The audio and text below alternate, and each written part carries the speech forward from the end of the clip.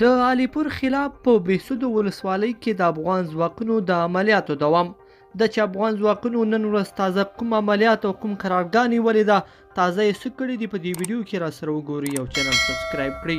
لیدونکو سلام، ستړي مه شئ. د 203 تندر قل اردو وایي افغان سرتیرو په بهسودو ولسوالۍ کې د علیپور قرارګاه نیولې ده. افغان چارواکي وایي د میدان وردګو ولایت په بهسودو ولسوالۍ کې د ځایي غیر مسؤل قمندان عبدالغني علیپور قرارګاه نیولې ده.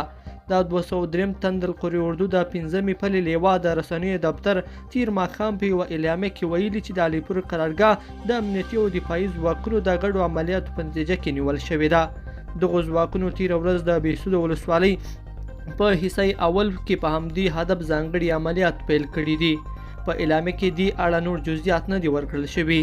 قمندان علیپور شاوخوا 3 اونۍ د مخه منلې وه چې د دغو وسلوالو د میدان وردګو په بهسود ولسوالۍ کې له امنیتي ځواکونو سره د جګړې پر مهال د ملي اردو یوه سرخکي الوتکه نسکوره کړه.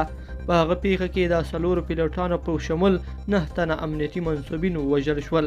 دغه پیښې پراخ غبرګونونه وپارول چې له کبله یې امنیتي ځواکونو په سیمه کې د علیپور د نیولو عملیات پیل کړل، خو دوی وایي چې په خپله علیپور له دغې سیمې څخه وتلی دی.